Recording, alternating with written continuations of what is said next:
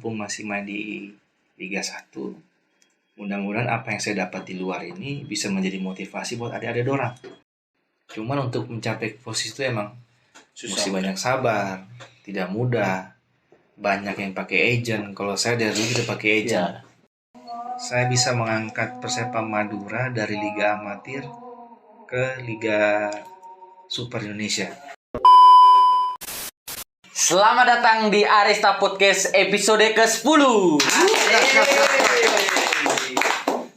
Gengs, hari ini kami kedatangan satu orang narasumber yang luar biasa. Jadi untuk perkenalan, nanti kita masuk dalam sesi perkenalan. Sekarang kita tahu dulu bahwa ini narasumber di bidang apa? Olahraga pasti. Olahraga, khususnya sepak bola. luar biasa. Oke, next di laptop maksudnya. Oke.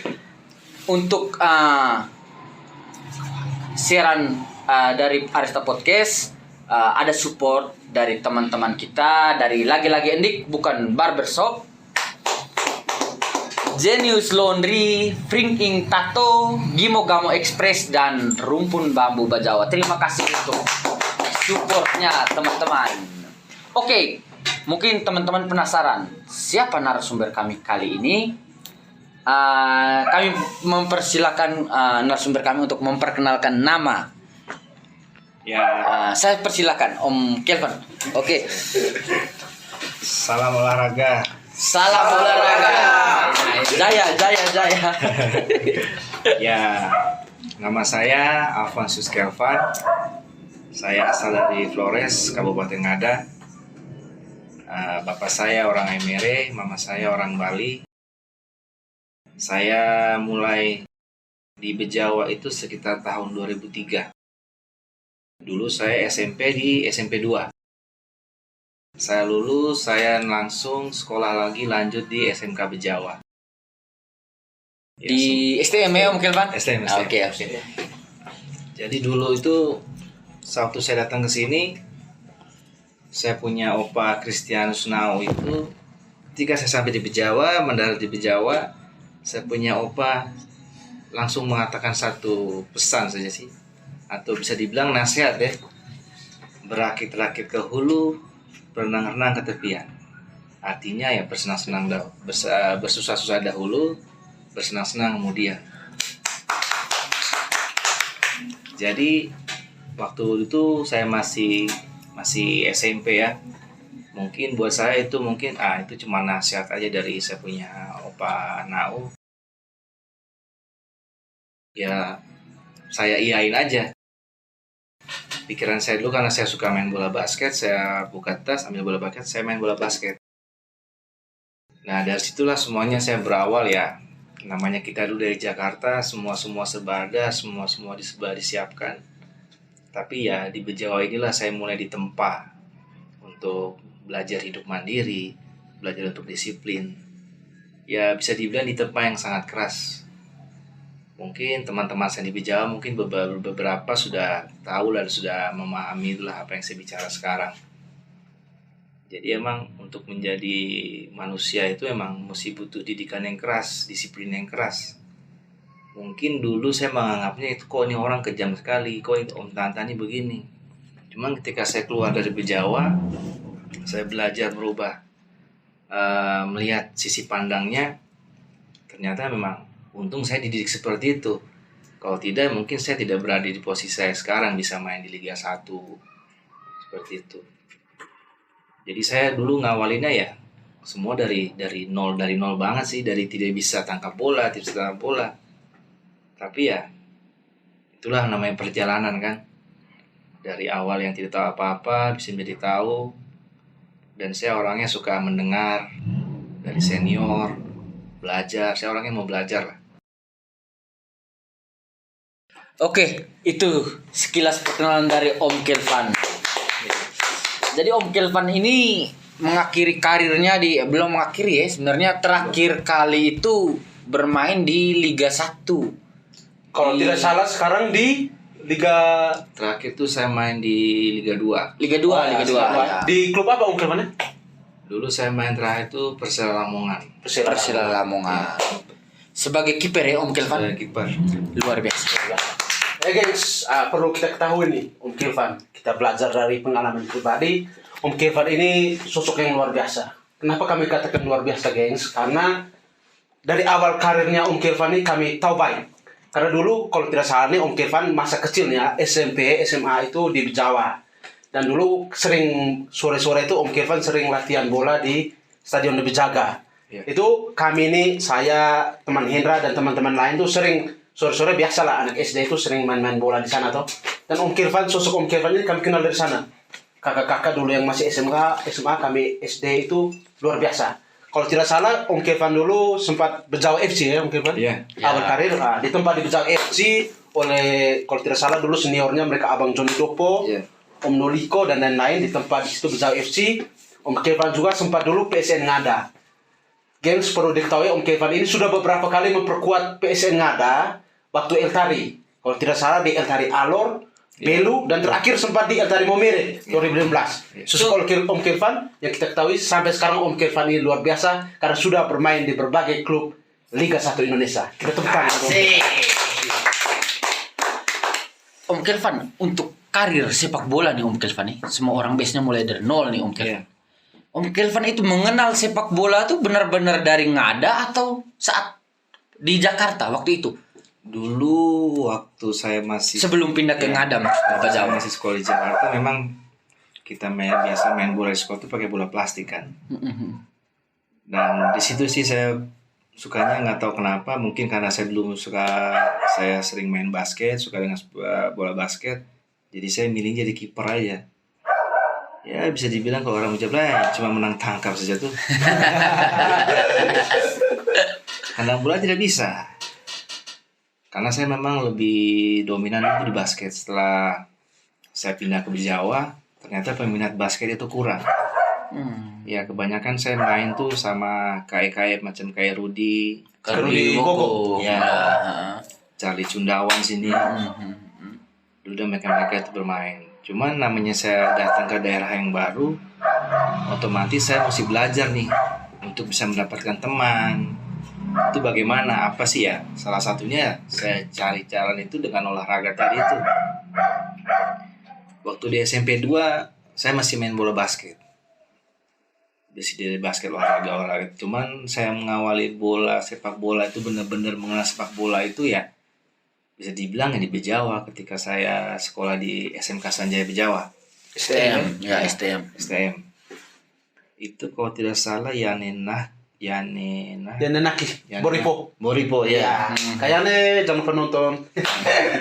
Itu dia datang ke saya tanya, kok bisa main bola? Saya bilang bisa. Padahal dalam hati saya hancur, saya tidak bisa main bola nih. Tapi saya punya pikiran bagaimana saya bisa dapatkan teman nih. Ya sudah, memperluas pertemanan lah. Ya. Akhirnya saya bisa main, tapi saya tidak punya sepatu bola, sarung tangan tidak ada, baju bola tidak ada. Gampang, saya siap. Yang penting aku main. Iya, saya main. Akhirnya mainlah kami dulu tuh kami pertandingan antar sekolah kalau salah tuh. Hari pendidikan kalau tidak salah. Sudah mainlah lebih jaga, pakai sepatu kebesaran, sarung tangan kebesaran, baju kebesaran. Tenang bola, tidak tahu. Tangkap saja.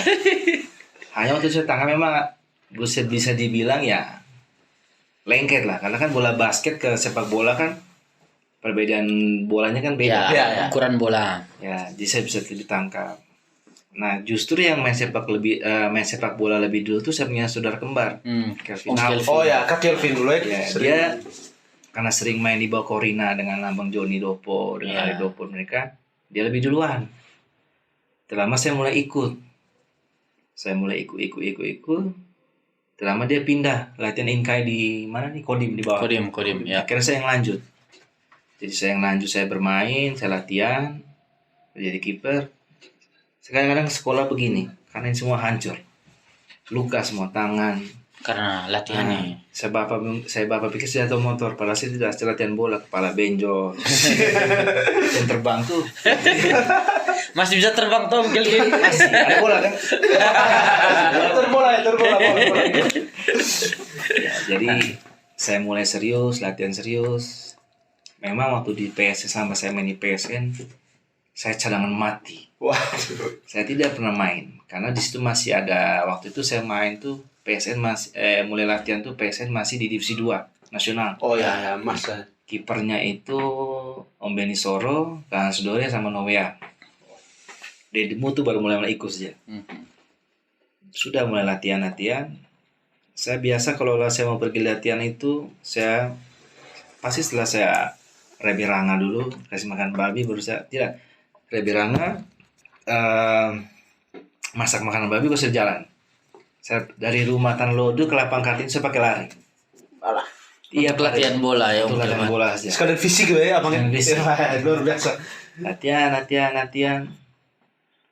Dulu saya sempat sih, selain main bola juga saya sempat belajar servis HP di Kanyoman Pau, Di Om di Nyoman ya. bawah Towers itu tuh. Ya.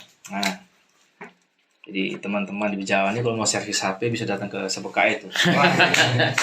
Jangan lupa ke Kayoman kalau mau servis HP. Itu awalnya. Saya memang belajar semua, memang saya memang benar-benar dilatih sama Om Beni Soro. Terus Om Beni Soro berhenti, saya langsung dilatih sama Om Imukadu. Om Imukadu. Wah, itu semua nama-nama legend PSN nggak ada ya, Abang ya? Saya dilatih Om Beni Soro, Beni Kadu, terus Om Nong Sebo, Om Noliko, Joni Dopo, terus dengan ada juga Pak Kletus Gabe, kau punya Kak itu Sera tuh. Oh, ke Sera sudah Madura, Bang. Iya. Mereka Tius Ngei mereka itu sudah latihan. Memang saya sih yang lebih intens latihan, tidak pernah absen latihan. Orang-orang mereka, saya tahu saya tidak dibawa ke mana waktu itu ya. Mereka mau main ke Sidoarjo mungkin. Oh ya, divisi 2 dulu Sidoarjo. Ya, saya tetap datang latihan karena buat saya walaupun saya belum pernah dikasih main atau cadangan, intinya saya berpikir saya ini sudah masuk. Intinya saya dapat ilmunya dulu. Urusan dimainkan inti atau tidaknya, jadi pemain utama atau tidaknya, saya tidak terlalu berpikir situ. Seandainya saya jadi pemain inti di PSN, mungkin itu bonus buat saya. Iya. Waktu saya masih di STM pun, waktu main ke Belu, itu saya kesana pun saya bawa buku.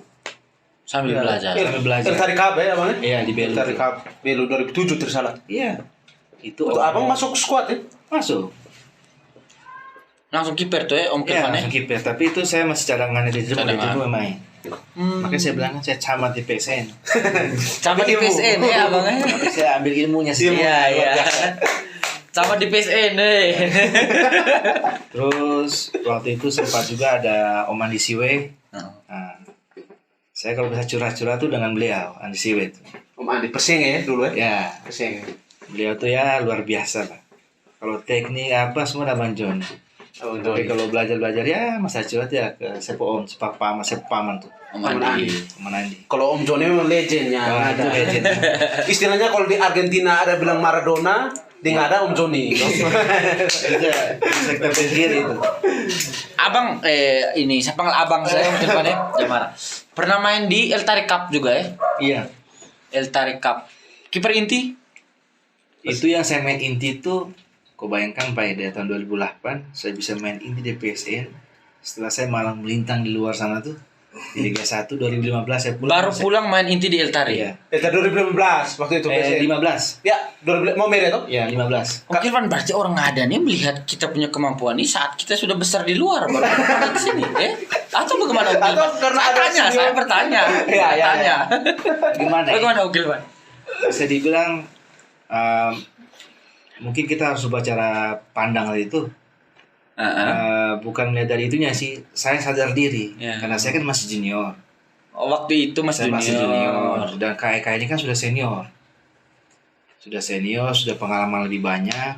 Jadi tidak apa-apa saya nonton orang main dulu tuh. Saya biar KK main sambil saya belajar KK cara terbang, tangkap bola gimana, kan cara tangkap bagaimana. Saya juga banyak belajar juga dari Kak Heruniar itu, Kak Dusniar. Almarhum ya? Almarhum ya. Almarhum, ya. Karena waktu saya sudah serius main di PSN Ngada waktu itu, beliau masih main di Persipura. Saya masih ingat dia bawa saya sepatu umroh. Iya, Ya. Oh, dulu tidak salah 2009 tak, Bang? Ya, 2009 kan 2008 ini. Oh, ya. Masa-masa Hirnia dia. Iya, itu tuh. Dia masih main di Persipura. Iya, Bang. Luar biasa ya. Iya, jadi bukan Mungkin pas saya keluar, Ah, pas saya juga pas lagi kosong, lagi belum ada, masih libur klub. Kenapa tidak saya bermain di Om Arsenal telepon saya, dia bilang PSN. Karena niatnya datang ke sini bukan untuk saya menunjukkan saya ini sudah hebat, punya nama besar main Liga 1, tidak. Tapi saya lebih, saya mumpung masih main di Liga 1. Mudah-mudahan apa yang saya dapat di luar ini bisa menjadi motivasi buat adik-adik dorang. Maka saya pulang. luar biasa Om Kilvan ya. Iya. Om Kilvan ini pengalamannya luar biasa di Liga 1. Nanti kita korek lagi bagaimana itu Liga 1 itu prosesnya bagaimana, seperti apa ya, luar biasa. Terus begini Om Kilvan. Om Kilvan SMP ini di SMP 2 Bajawa, SMP 2 Negeri, SMP Negeri 2 Bajawa, STM. Iya. Terus Om Kilvan itu kuliah dulu kah sehingga bisa bermain di Liga 1, atau ada proses apa sehingga Om Kilvan ini dipanggil untuk bermain di Liga 1? Jadi waktu itu kalau saya tidak salah, ketika saya baru habis main dari El Tari di Belu, itu kan persiapan UNAS kah? Ya, waktu itu ujian nasional. Oh ya, ujian nasional. Nah, saya pulang, saya ikut ujian nasional dari El Tari itu. Kalau di sana nggak ada tuh juara pertama ke Juara 1 El Tari Belu terakhir. itu juara 1, saya pulang. Ternyata waktu di Belu sana tuh ada yang melihat, bukan melihat saya sih, tapi melihat Frans Sabon main bagus. Oh ya, Frans Sabon. Kebetulan pemandu bakat itu dari Surabaya itu namanya, sekarang orangnya di Kupang. Siapa? Namanya Pak Joni Lumba. Oh ya, itu Ya. masih pengurus, tidak salah pengurus apa namanya? Provinsi punya nih. PSSI provinsi ya? Ya, Pengurus itu di juga Kupang. beliau juga Asprof. beliau juga salah satu sosok yang mungkin merupakan berjasa juga, saya bisa sampai ke main di Jawa sana karena beliau juga yang memfasilitasi lah, memberikan saya jalan untuk bisa sampai main bisa di Liga 1. Jadi saya pulang ke sini, ikut ujian habis, saya pergi, Frans Sabon ajak saya, kamu mau tidak main di Jawa?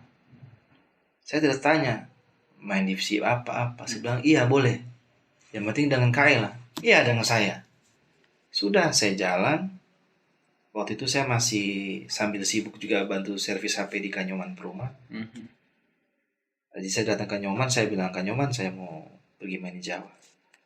Kau serius ini? Seriuslah Kak Oman. Ya Kak Oman juga yang bantu saya tuh waktu itu untuk masalah uang tiket kan, karena maka saya duit amplop. Saya jalan, saya pamit di rumah di Tanlolo, dia bilang saya mau kuliah. Padahal saya tidak kuliah, saya pergi main bola. Akhirnya saya dengan Frans Sabon naik motor GL dia punya, kami ke Larantuka. Sampai di Larantuka dia punya kampung di Adonara kalau tidak salah. Nanggar laut lagi. Ya, dia punya kampung. Ternyata sampai sana Frans Sabon berubah pikiran. Saya tidak tahu kenapa dia tidak jadi berangkat. Saya sendiri saja. Akhirnya orang-orang di kampung juga tuh orang-orang yang luar biasa, orang kampungnya saya punya KI ini Frans Sabon. Sebelum saya berangkat, kami makan di tengah kampung, di jalan kampung itu pakai daun pisang, makan di situ. Kami makan karena besok saya mau berangkat. Saya masih ingat wajah-wajah orang sana. Saya masih ingat sampai sekarang, saya ingat itu KI perempuan Frans Sabon Bukaka. Kalau memang dia nonton, saya mau ucap terima kasih. Habis itu saya besoknya berangkat, saya pergi minum moke arak itu, masuk ke Sao tuh, minta doa. Sudah, saya naik ke ferry. Saya sempat tanya Sabon, betul kau tidak ikut? Biar kau saja. Sudah, saya naik, tiket itu Sabon yang beli juga. Sudah, saya jalan, saya cuma dititipkan ke orang kampungnya juga sebelah. Yang mau sama-sama ke sana. Ke Kupang. Ke Kupang.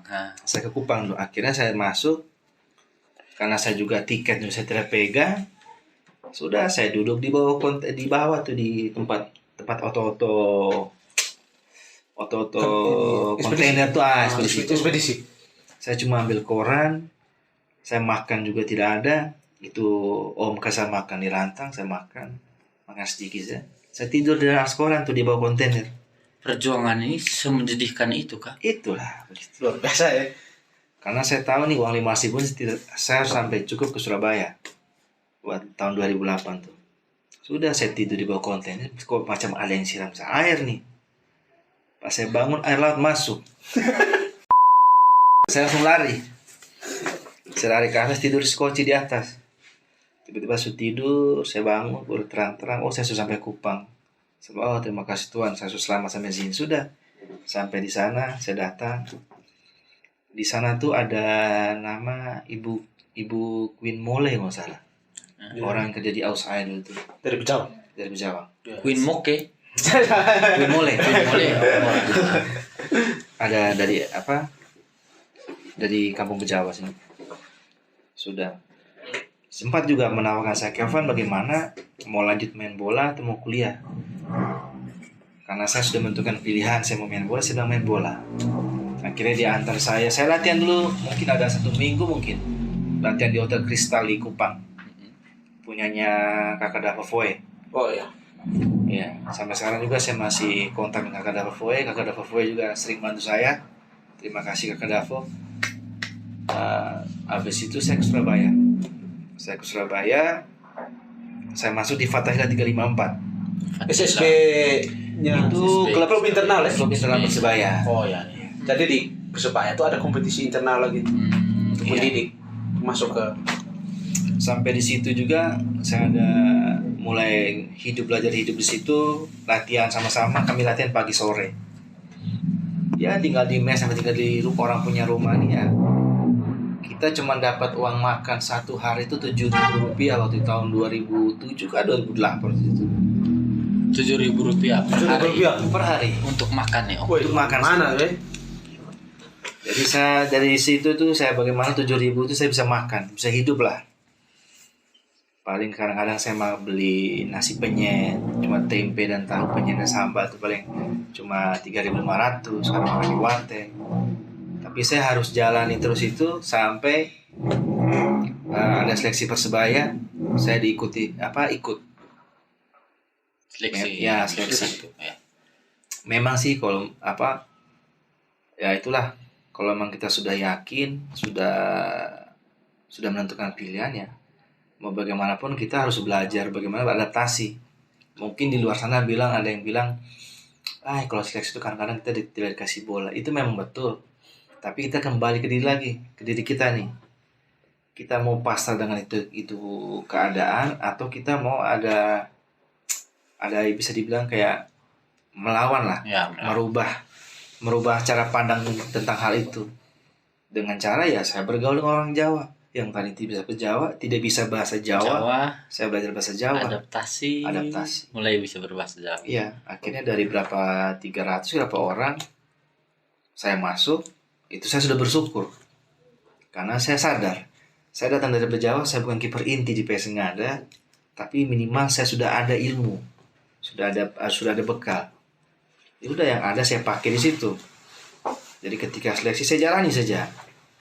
Oh, hari ini, hari berikutnya, minggu berikutnya saya masih ada selama. Minggu berikutnya sampai sesi terakhir, sisa 3 kiper, saya punya nama masuk. Sedangkan saya punya saingan itu ada kipernya PON Jawa Timur, kiper Popnas, Popda, pokoknya kiper top lah orang Jawa. Yang tangkap bisa, terbang bisa. Kalau tangkap terbang saya bisa, kalau tendang bola itu harus belajar. Biasa. Om Kilvan sendiri dari 2 orang Jawa ini, Om Kilvan yang terpilih menjadi kiper waktu itu. Iya, saya masih kiper. Berdasarkan Saya langsung, seleksi. ya, saya masuk. Jadi kami 3 yang dipilih. Kami 3 yang dipilih. Waktu main Liga 3 Nasional Zona Jawa, saya kiper inti. Dulu tuh namanya Surabaya Muda. Saya main inti. Waktu lawan Persebaya juga senior, saya pikir saya cadangan, ternyata saya dipasang inti. Akhirnya dari situlah Tuhan kasih jalan, saya bisa naik ke Persebaya 21 dulu. Nah, naik ke Persebaya 21, Persebaya itu ada project untuk Jawa Timur tuh ikut Liga Mahasiswa di Thailand, Bangkok, Thailand. Ya, di Thailand, Bangkok. Disitulah saya mulai didaftarkan kuliah. Nah, pada saat itu juga sempat PSSI kacau toh. Oh, dualisme ya? Dualisme, Persebaya di Bennett. Ya, sempat ke IPL ya dulu terus. Ya, dari situlah yang tadinya saya sudah senang kuliah, ternyata berhenti. Akhirnya kuliah juga stop semua. Akhirnya disitulah saya mulai dikontrak di Madura. Waktu itu masih divisi 2 atau divisi 3. Terus saya dikontrak, dapat uang. Sudah saya mulai latihan lagi sampai saya 4 tahun bisa di Madura, sampai dari divisi yang amatir sampai ke Liga Super. Di situ sih saya mulai bisa dikenal, bisa dilihat orang lah di TV, di Antv segala macam. Cuman untuk mencapai posisi itu emang mesti banyak sabar, tidak mudah. Banyak yang pakai agent. Kalau saya dari dulu kita pakai agent. Karena buat saya sepak bola itu ya pilihan juga. Pilihan tuh kalau mau jadi yang pemain yang punya integritas atau tidak. Tapi saya lebih milih pemain yang punya integritas sih. Jadi nggak bisa ya dimacam-macamin sama orang lah. Karena sudah menjadi pilihan saya. Main bola bukan sekedar cuma main bola aja, tapi bisa membentuk karakter kita menjadi orang. Betul. Untuk bisa mengenal orang lebih banyak, karakter orang lebih banyak. Tidak jauh beda sama pendidikan lah ya. Iya. Om Kirvan. Betul. Oke Van, omong-omong kita minum dulu. Boleh. Haus Minum apa? tergantung minum. Oh, misalnya air putih. Gelas main aja gelas kita punya ada satu tadi tuh ya. Untuk Om Kirvan. Boleh main aja juga jauh ambil HP. Mungkin Tadi ada pertanyaan. Siap. Santai Om Kirvan. Santai. Om Kirvan, ini ada satu pertanyaan nih. Iya. Ini, sebenarnya orang Bejawa ini melihat, jangankan Bejawa lah, NTT melihat bahwa Ngada itu pencetak pemain bola, pencetak pemain-pemain terhebat di sepak bola lah untuk NTT. Tidak tahu dari luar. Tapi kebanyakan orang-orang kita menganggap bahwa sepak bola itu hanya sekedar hobi. Sepak bola itu bukan profesi. Iya. Yang profesi itu kerja kantoran, pengusaha itu profesi. Kalau sepak bola nih, kebanyakan orang kita nih melihat bahwa itu hanya hobi. Nah, sekarang menurut pendapat Om Kelvan ini bagaimana? Kalau menurut saya, buat saya sepak bola itu adalah hobi yang dibayar. Hobi yang dibayar. Ya, kita sudah punya hobi, punya kesukaan lah, bisa dibilangnya kesukaan, hobi, baru kita kerja dibayar. Tapi tergantung lagi, kita serius nggak menjalani hobi ini. Kalau kita sudah mengambil putusan untuk serius, kita bisa bilang itu kita punya profesi. Tapi kalau sekedar hobi saja, kau tidak akan mungkin untuk serius di bidang itu. Begitu. Jadi buat saya sepak bola itu ya, menurut pandangan saya bisa saya bilang itu profesi saya sebagai sepak bola. Mungkin menurut orang di luar itu bukan sebuah profesi, karena itu bersifatnya tidak lama ya. Karena bersifat tidak lama, karena orang bisa menilainya, apalagi di zaman sekarang nih bisa melihat dari banyak sisi lah. Hobi bisa, profesi bisa. Tergantung orang menjalaninya. Kalau untuk sekedar hobi saja, dia sekedar main saja. Tapi kalau orang yang sudah menganggap ini dia punya profesi, berarti dia akan serius betul-betul menjalani pekerjaan ini dan bisa menganggap ini pekerjaannya dia. Begitu Om Kirvan ya. Iya. Poci. Om Kirvan, ini kita omong-omong sepak bola nih. Tadi secara tidak langsung Om Kirvan, kami sempat pasang story istilahnya kalau kita ya. Ada banyak pertanyaan nih dari netizen. Saya bisa Om Kirvan? Bisa baca sedikit pertanyaan dari netizen. Om Kirvan, ini ada kakak saya, kebetulan dia dari Manggarai, dari Ruten. Kakak Ivan Lahur. Salam hormat. Ini kakak Ivan ini salah satu penggiat sepak bola NTT. Om Kirvan, saya baca saja pertanyaan dia, ada 3, tapi saya rangkum ya. Nanti sebentar baru Om Kirvan jawab. Yang pertama, menurut Abang Kirvan, apakah pemain lokal NTT perlu bergabung di agen pemain di Jawa sana? Kemudian, ataukah kita orang NTT yang membaca peluang membuka usaha baru sebagai agen pemain? Agen yang menjual sesama kita, menjual pemain berbakat ke tim seleksi Liga 1K atau Liga 2 atau Liga 3. Kemudian, semisalnya nih, Om Kirvan setuju kita jadi agen tanpa bergabung dengan mereka di sana, di Jawa. Apa yang harus kita lakukan? Minimal langkah awal yang bisa kita lakukan seperti apa, Kak? Seperti ini, kalau bicara soal untuk bermain di sana, ini saya berdasarkan pengalaman saya. dari pengalaman saya ke Jawa pun itu bukan bisa dibilang agent sih, tapi dia lebih ke pemandu bakat. Dia cuma membuka jalan saja. Dan saya mengambil kesempatan itu dengan baik. Dia cuma kalau misalkan dia agent, pasti dia manggil saya dan menaruh saya di tim yang Liga 1 atau Liga 2, tapi ini tidak. Dia menaruh saya di tim, bisa dibilang tim amatir lah. Selebihnya saya mencari sendiri. Iya. Iya. Jadi kalau bukan nggak apa-apa kalau buat adik-adik yang punya kenalan agent, silakan. Itu kan pasti ada rules-nya, ada mekanisme dan kontraknya. Iya, iya. Tapi kalau dari saya tidak pernah pakai agent. Saya cuma tunjukkan saya punya kerja keras. Kalau saya bagus, kau boleh pakai saya. Kalau saya tidak bagus, kau bisa cari orang lain. Semua itu pilihan. Kalau untuk menjadi agent sendiri, bisa sebenarnya kita jadi agent bisa. Cuman kita harus punya link yang kuat sih. Iya, Kan koneksi juga ya. iya. Sedangkan di Jawa, untuk klub-klub Jawa sekarang itu mereka sudah punya, setiap klub itu sudah punya agent sendiri. Saya pernah ikut agent juga, mungkin teman-teman adik-adik orang bisa tahu, bisa baca di Instagram atau di mana, namanya Gabriel Budi. Saya pernah sign kontrak sama dia 2 tahun. Itu pun ya ada agreementnya. Kalau misalkan, karena saya kan dari dulu tidak pernah pakai agent, jadi saya bilang kalau saya dapat sendiri ya nggak ada potongan persenan gitu.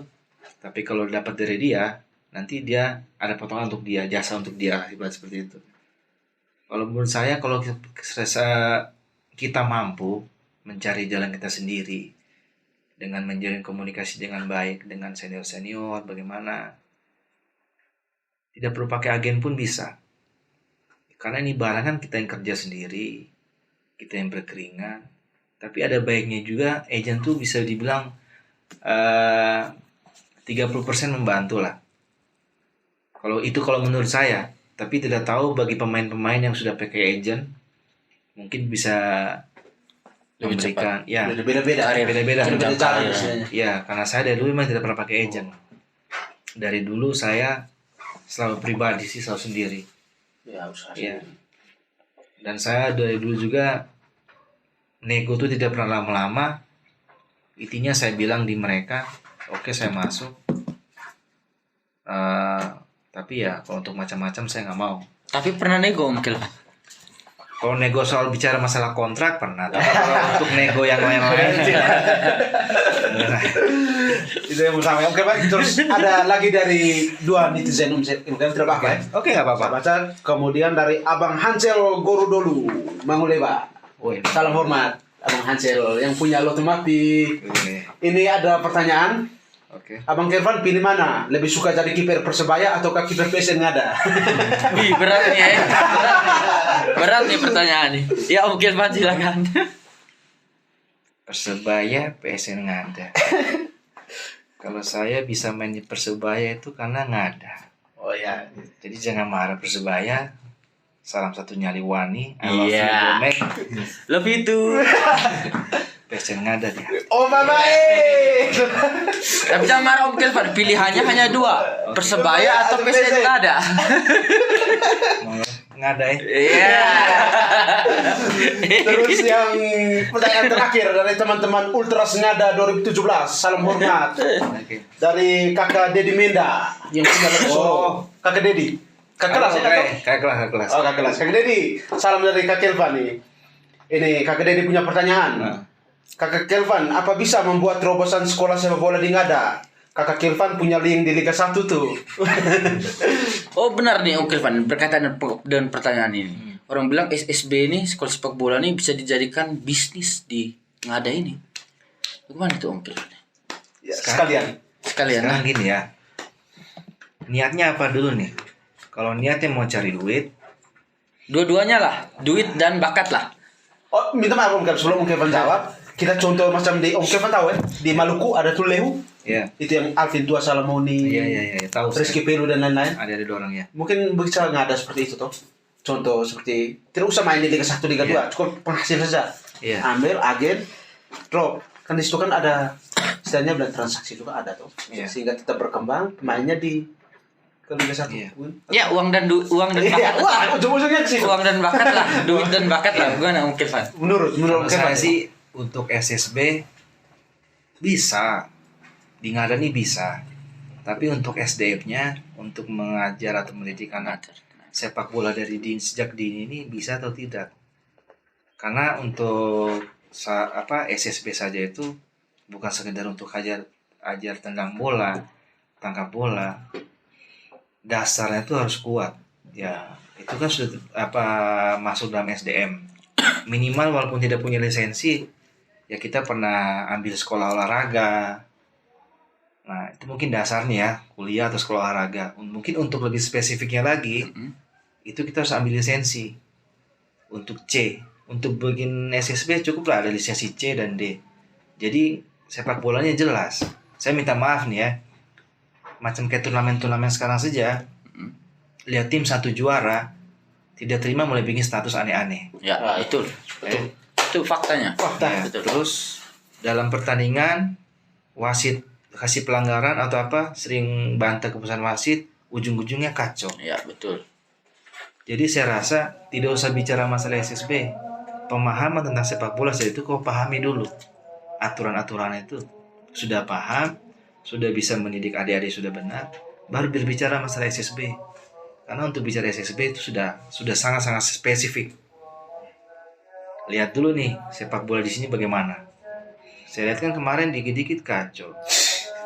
Ini tim juara 1 menang, Tidak terima. tidak terima bikin status harusnya ini. Itu berarti memang mungkin dari yang dia belajar main bola hanya kasih ajar untuk tendang bola cetak gol saja. Tapi untuk pemahamannya untuk menjadi seorang juara, untuk menjadi seorang pemain, mentalnya itu belum. Makanya saya bilang, boleh adik-adik di rumah mau punya cita-cita pemain bola silakan. Tapi jangan lupa adik-adikku sayang, pendidikan itu nomor 1. Karena mungkin ada punya pelatih bola, mungkin mantan pemain bola yang pulang ke sini, mungkin dia cuma minta maaf, bukan saya mengecilkan atau mengucilkan, mungkin bermain sepak bolanya baru cuma lintas Flores aja NTT, belum sampai keluar. Jadi adik-adik untuk menambah adik punya pemahaman tentang sepak bola, mengasah adik-adik punya cara serap berpikir, adik-adik itu tempat semua di sekolah. Adik-adik bangun tidur sudah mulai start. Saya mau bikin apa? Adik itu sudah orang sukses itu adik-adik. Dia mulai dari bangun tidur. Bahkan dia sebelum tidur dia membaca lagi apa yang sudah dia rewind sendiri apa yang dia dapat hari ini. Mungkin dari sepak bola. Oh tadi sore ini saya latihan seperti ini. Minimal buka dulu.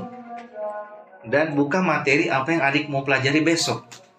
Setidaknya bangun pagi tetap bangun. Adik sudah tahu nih. Oh ini yang saya harus fokuskan. Dan mungkin sedikit saya ulas yang kemarin sore itu. Karena saya bilang pendidikan sekarang main bola bukan hanya pemain speed, main power, mau main tendang bola. Kalau cuma itu aja cuma nafsu. Ketika kau tidak bisa mendapatkan hasil juara atau atau disenggol lawan, kau hanya mau hantam orang saja. Itu tidak boleh. Jadi ibarat main bola, selesai 90 menit di lapangan, keluar dari garis putih, dulu kita saudara tuh. Kalah menang sudah.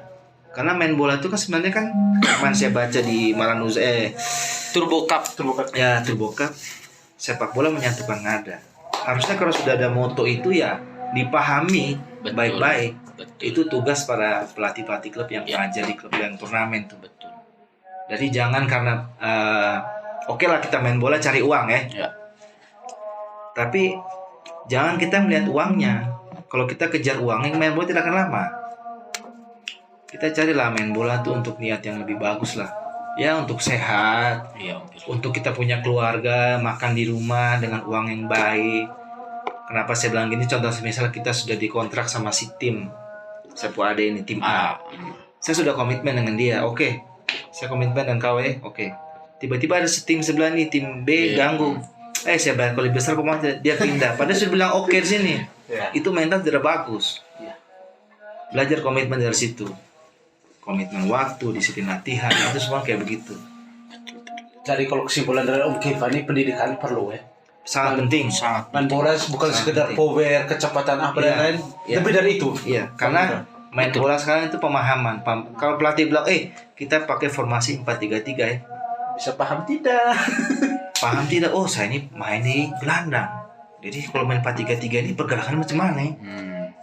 Kalau di Jawa orang tidak akan ini kasih tahu. 4-3-3, oh berarti dia mungkin dari tim mana dia sudah tahu, sudah belajar. Kalau kita masih kangaranga, core. Kau main besok saja.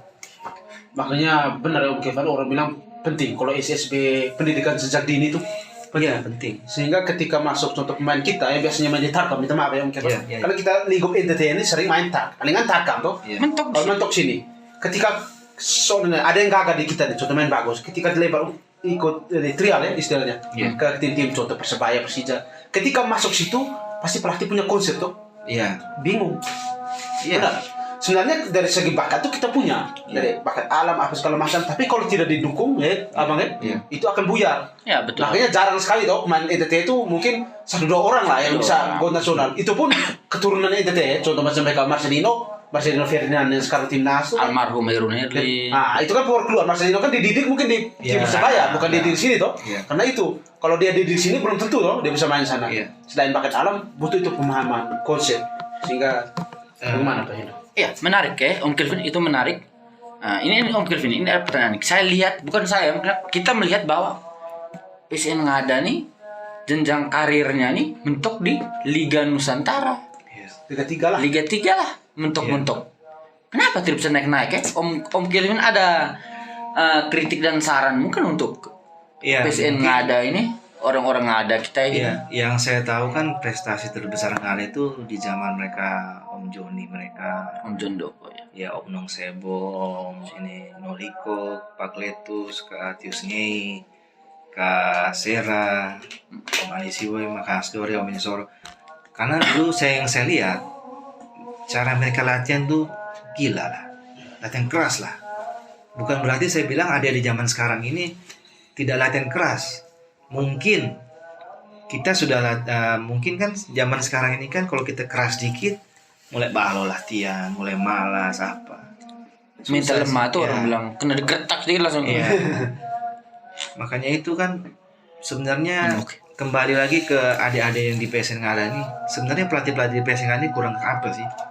Dari Joni Dopo, Kak Iya, Joni Dopo Om Joni. mereka, ada Pak Letus. Letus. Saya percaya dengan beliau-beliau ini sudah mendidik dengan baik lah. Makanya tadi saya bilang pemahaman tuh, konsep tuh kebanyakan itu semua jauh-jauh lah. Macam saya dulu tuh sekolah di STM lari bolos. Akhirnya saya main di PSN pun cadangan karena saya belum waktu itu saya tidak tahu main bagaimana.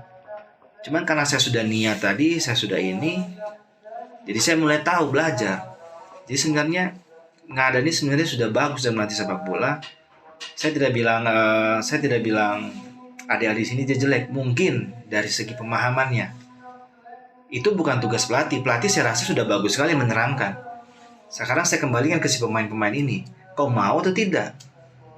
Makanya seperti saya bilang dari awal tadi, tidak bisa kan setiap kali dikasih tahu ulang-ulang. Betul. Kau jangan metik, kau jangan rokok, kau harus terus cepat. Tidak bisa. Pelatih juga ada batas untuk melatih lah. Pelatih sudah ada lisensi, tapi tergantung kita yang kita ajak kita latih ini paham tidak kita punya mau. Masa kita mesti 24 jam kayak satpam? Tidak bisa begitu. Berarti intinya kalau kita mau masih di dalam pengawasan ya berarti Iya. kamu belum bisa mandiri lah Iya, gitu. belum bisa ini. Belum ada kemauan untuk lebih tinggi Iya, lagi. dan juga kan gitu. sepak bola sekarang itu ya mohon maaf lah. Mungkin saya bicara senggol sedikit saja. Senggol banyak ke kiri kan. Macam PSN Ngada kemarin saya sempat kecewa juga karena ya itu karena ulah-ulah oknum lah. Ya kayak PSN Ngada dikerjain. Oh ya Ustaz. Ya saya pun di sana pun mau sepak juga dari sepak terjang ini juga ada batas.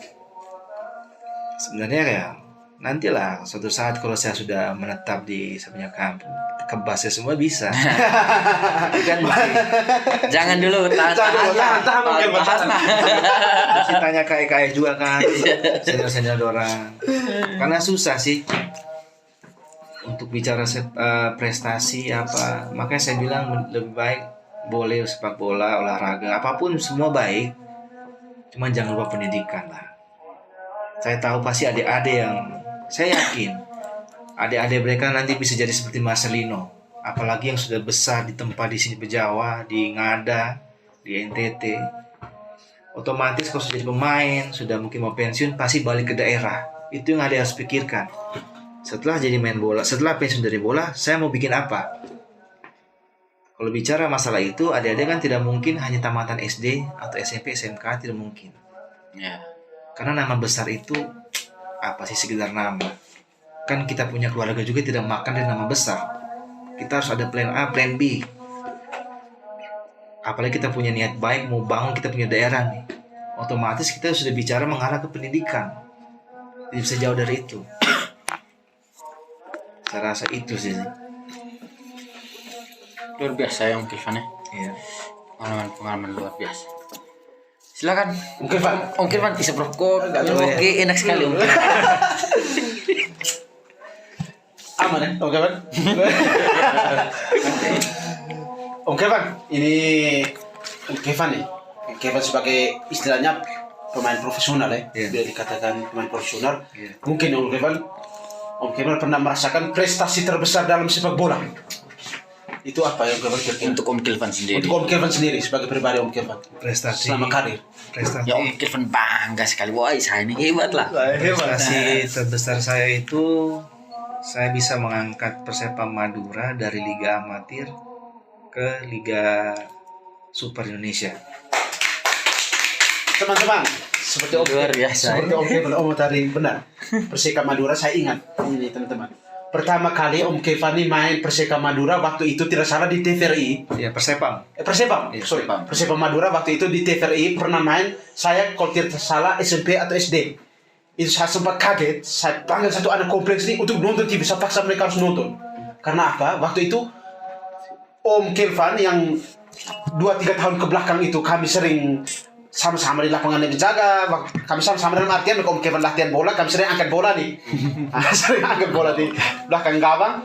Kami kaget ketika nonton ini ada kita punya KM. Waktu itu nama Alfonsius Kirvan ya. Ya. Ada kita punya KM main di TV. Kami sumpah Om Kirvan waktu itu kami senang sekali. Kami gembira. Karena apa? Sosok Om Kirvan bisa tampil di waktu itu kan di layar kaca tuh. Istilahnya TV nih waktu itu kita wah kaget apa segala macam. Ini nih waktu itu lawan BS Biak ya kalau tidak salah. Itu di kualifikasi. Luar biasa. Dari situ saya mengikuti terus karirnya Om Kirvan. Gitu sih. Seperti mata. Om Kirvan. Luar biasa Om Kirvan ya. Om Kirvan lanjutkan prestasi tadi itu. Oh ya, aduh, saya potong. Sorry, Silakan. Ya Om Kirvan. Langsung Om Kirvan. Tadi saya mengurus saking euforia. Prestasi tadi ya. Benar, Itu luar biasa. saya angkat piala situ main di Liga 1. Dulu kalau tidak salah sempat juga saya dikasih sama Mas Bima Sakti itu. Sekarang dia ngelatih timnas. Ya, legend Indonesia. Apa saya dipanggil timnas juga, cuma waktu saya ada masalah ribut dengan supporter. Sebenarnya masalah itu bukan saya menghina suku sih. Cuman karena dulu saya memang orangnya keras. Saya nggak bisa terima orang yang hina saya punya keluarga. Kita dibicarakan seperti itu. Ya. Mereka di sana dijauhkan tidak, ya mungkin paham, mungkin tidak menganggap itu sakral, itu buat saya itu sakral. Ya sebenarnya saya marah ke satu orang, tapi karena perbuatan dia pengen menghancurkan saya, ya mungkin itu jalan, saya punya jalan hidup, saya punya prestasi, saya tidak mundur, saya hadapi. Cuman masalah itu dapat saya selesaikan. Cuman masalah itu juga yang kemarin membuat saya batal gabung ke Persib Bandung. Sebenarnya ya, saya waktu keluar dari Borneo itu, sebelum saya ke PSMS Medan, saya sudah deal dengan Persib Bandung. Ini saya baru cerita. Saya sudah deal dengan Persib Bandung. Saya bawa saya punya anak istri ke Jakarta. Saya sewa auto elf itu, bawa barang-barang banyak.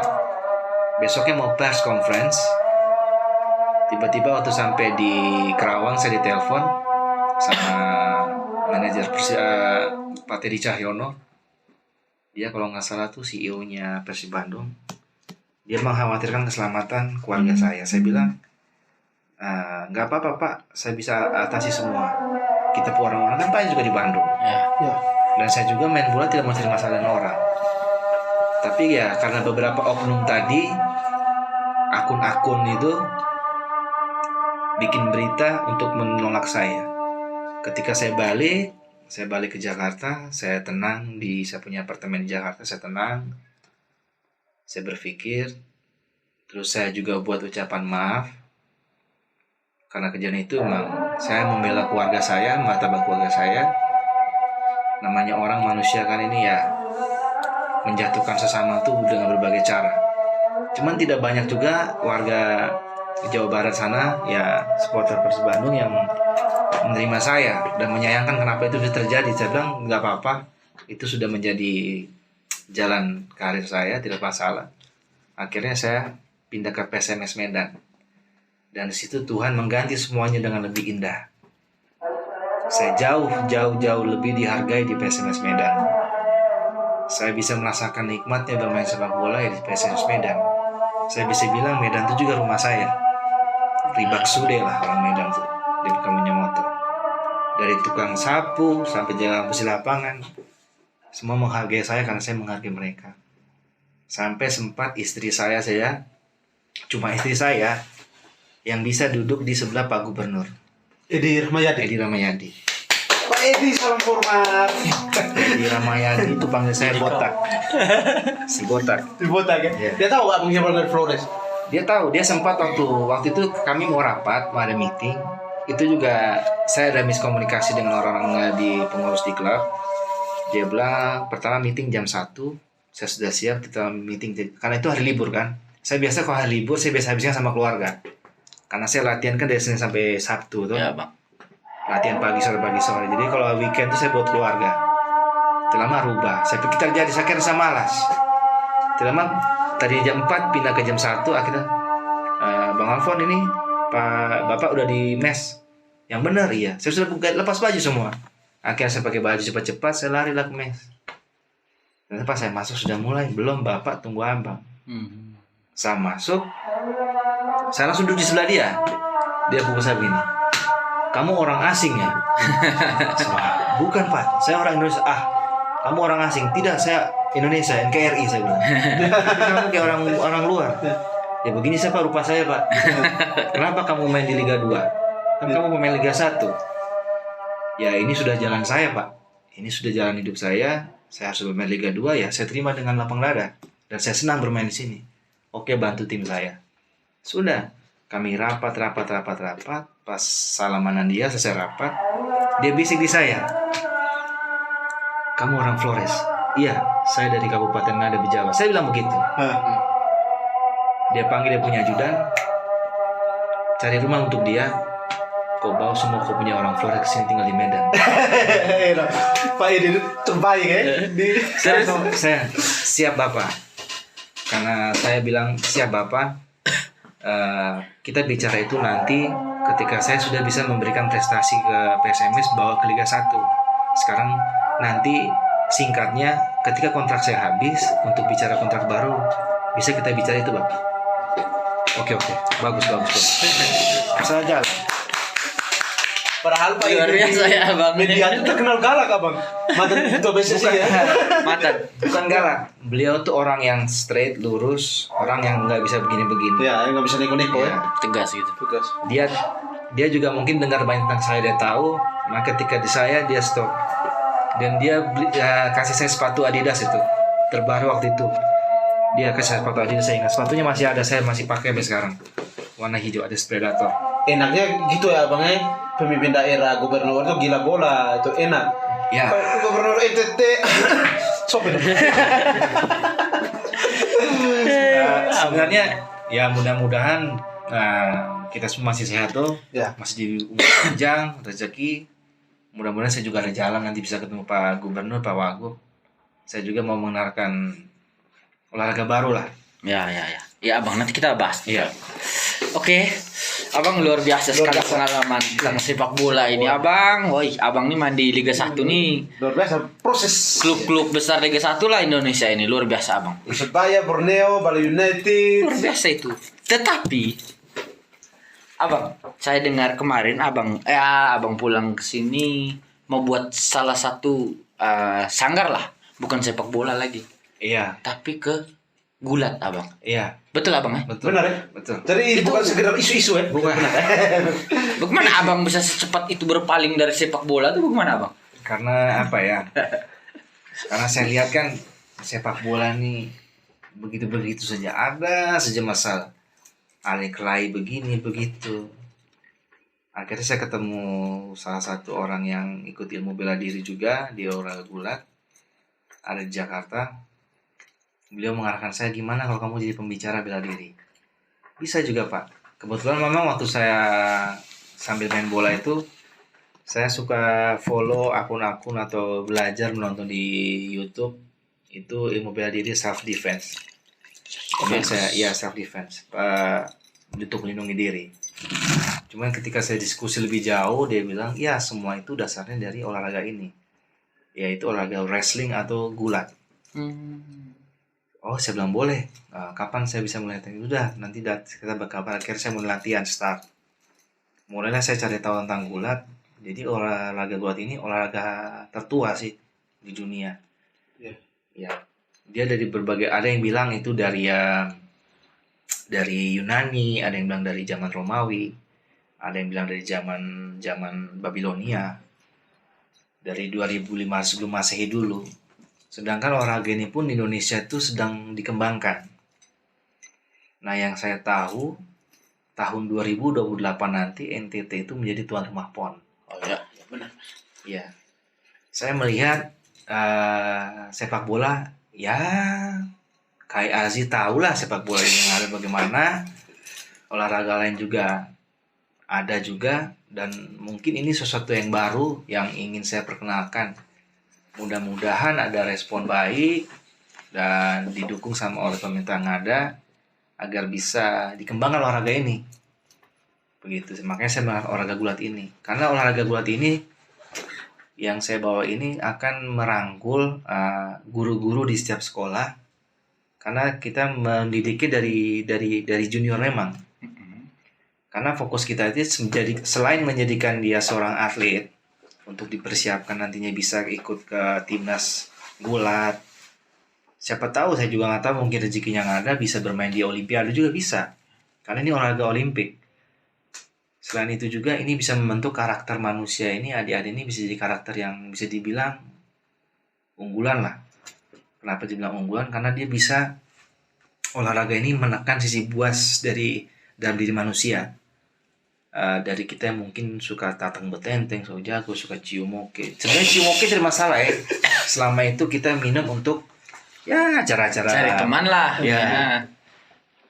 Dan ini juga bisa membentuk kita itu agar bisa lebih disiplin bentuk diri itu.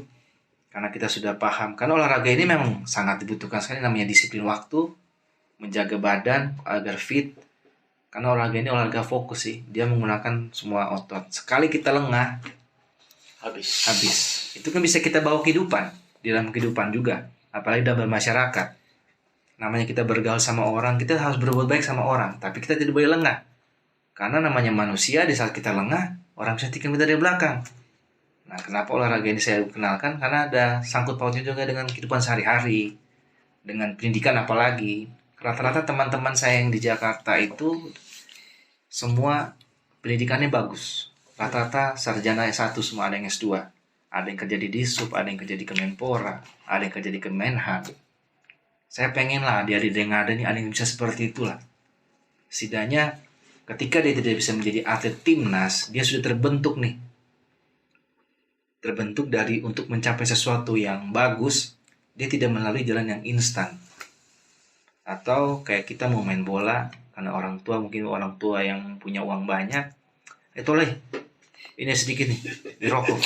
Yang penting semuanya main main kucing masalah saya. Itu salah. Ketika anak itu sudah terbiasa dengan itu dan dia tidak bisa melanjutkan atau continue menjadi seorang atlet bola atau gulat, ketika dia masuk dalam masyarakat, nanti dia akan menghalalkan segala cara untuk bisa menyingkirkan orang-orang yang sudah kerja keras untuk mendapatkan posisi yang di atas. Akhirnya dia bisa berbuat seenaknya, contohnya kayak korupsi lah, merugikan orang banyak lah.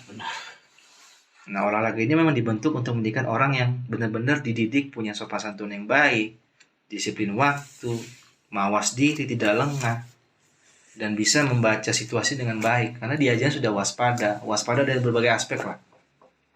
Istilahnya orang bilang kalau di pendidikan sekarang tuh lebih ke pendidikan karakter. Iya, betul. Itu membentuk. Dan Ini kalau kita sekolah-sekolah sering ekskul tuh itu tuh tujuannya. Tujuan utama seperti itu. Seperti yang sudah dipaparkan oleh Abang Kevin. Luar biasa, kita tepuk tangan. Terus bagaimana abang perkembangan untuk membuka sanggar gulat di Kabupaten Ngada khususnya Bajawa ini? Saya kemarin udah ada bicara dengan salah satu kepala sekolah. Boleh disebut soalnya? Boleh abang. Boleh gas. Kepala sekolah dari Regina Pacis ya. Pak siapa namanya tuh? Pak Herdin. Pak Herdin. Abang, minta maaf dulu, alumni. Regis terbaik. Saya bukan alumni. Tapi kepala sekolah ini bukan saya memuji beliau atau apa, karena saya berhadapan langsung dengan beliau berbicara. Bapak luar biasa. Bapak luar biasa, buat saya Bapak luar biasa untuk mempersiapkan anak-anak ini ke jenjang berikutnya. Jadi membuat anak-anak ini setelah lulus pun anak-anak ini sudah ada bayangan saya mau kemana nih, mau ke arahnya. Dan bisa membuat anak-anak ini memanfaatkan waktu setelah mereka pulang ke rumah, bantu orang tua di rumah. Mereka bisa menghabiskan waktu di bidang-bidang ekskul yang ada di sekolah. Itu sangat bagus sekali. Beliau juga ada bicara tentang sekolah khusus olahraga. Mungkin karena sumber daya juga dan sarana prasarana, oleh karena itu beliau mensisipkannya di ekskul tadi itu, dan itu sangat bagus sekali, dan beliau antusias dengan apa yang saya kenalkan olahraga tadi. Ya, untuk masalah SDM nanti saya pulang ke Jakarta, saya akan bicarakan dengan ketua di sana juga. Mudah-mudahan pun saya ada jalan untuk bisa masuk ke provinsi juga. Biar SK-nya, dukungannya yang ada nih bisa lebih bagus lah. Saya berharap nih Ngada ini bisa jadi acuan untuk daerah-daerah lain. Iya. Mudah-mudahan ada jalan, mudah-mudahan. Amin. Ya, kami mendoakan semoga niat baik abang ini untuk membangun karakter anak-anak Ngada itu bisa mulus lah. Ya. Meskipun ada rintangan kita tabrak satu abang. Abang nih. Oh ya, abang ini. Saya silakan. Jawab beralih kok. Ya, silakan. Abang menajik terlanjut deh. Oke, Yang silakan. terakhir Siap. abang pesan-pesan untuk anak Ngada yang hobi olahraga. Kira-kira seperti apa, Bang? Pesan-pesan saya untuk adik-adik nih yang suka olahraga, bagus, lanjutkan, teruskan, biarkan itu mengalir seperti air. Jangan sampai itu menjadi paksaan untuk adik-adik dan menjadi beban untuk adik-adik, jangan. Buat saya boleh olahraga, tapi adik-adik ingat dengan pendidikan adik-adik punya. Karena sudah bicara tentang olahraga, adik harus belajar latihan disiplin, fokus, waktu, pemahaman tentang olahraga tersebut. Itu harus ada biasakan dari pendidikan tadi, dari sekolah tadi. Karena kan sebelum adik berolahraga, ekskul kan pasti adik-adik orang nih harus ke sekolah tuh. Ada tugas PR atau mau ujian, itu ada persiapan dulu. Ketika adik-adik terbiasa dengan keseharian adik-adik, dari mengerjakan tugas, mendengarkan perintah guru, tepat waktu, itu akan terbawa ke olahraga. Karena sudah olahraga pasti bicara tentang kedisiplinan. Disiplin waktu, istirahat, makan, segala macam. Jadi itu, olahraga boleh berjalan, tapi jangan lupa pendidikan. Dan jangan lupa membantu orang tua juga di rumah. Semangat semua. Intinya olahraga itu tidak terlepas dari pendidikan. Kamu jago main bola ya, jangan lupa pendidikan juga abang seperti itu. Oke abang, terima kasih banyak sudah hadir di Arta Podcast abang. Abang sebelumnya nih saya ingin mengucapkan selamat kepada Malanuza kemarin. Malanuza ya, Malanuza juara di Turbo Cup 1 abang. Kakak Okta, Ada abang Okta, ada Rex, ya, kakak Yoris Dua, ada Ande Maku dan teman-teman. Congratulations. dan lain sebagainya. Saya juga luar biasa abang. mau mengucapkan terima kasih kepada Askap Kabupaten Ngada sudah menggelar banyak turnamen-turnamen dan mengizinkan untuk menggelar turnamen. Mudah-mudahan Askap Kabupaten Ngada ini bisa memunculkan turnamen-turnamen olahraga bukan di sepak bola saja, tapi di cabur-cabur olahraga lainnya, agar Ngada di bidang olahraga ini bisa lebih baik lagi, lebih bagus lagi. Benar abang, betul. Abang, tidak terasa waktu kita nih hampir berjalan 1 jam kita podcast abang. Kami terima kasih banyak sekali abang sudah bersedia untuk hadir di Arista Podcast. Siap. Abang, kami ada bingkisan. Oh iya. Kecilan. Oh benar, abang nih besok mau pulang kembali ke Jakarta. Mas, ada bingkisan abang. Oh siap. Abang ini maksudnya Jamara abang. Kami hanya tanda terima kasih saja. Bisa. Sama-sama. Tidak ada yang lainnya abang. Jangan marah, kami serahkan ke abang. Sukses selalu untuk karir dan niat baik abang untuk kabupaten tercinta ini. Siap. Makasih. Terima kasih buat banyak waktunya. abang. Sama-sama adik-adikku sayang. Oke, terima kasih untuk penonton setia Arista Podcast. Terima kasih juga untuk teman-teman di belakang layar, luar biasa. Bersama saya Hendra Tambus, saya pamit dan rekan saya Poci Flores, salam hormat. tidak lupa bersama Abang Kelvan. Terima kasih ya. Support tuh channel ini, oke? Oke, terima kasih.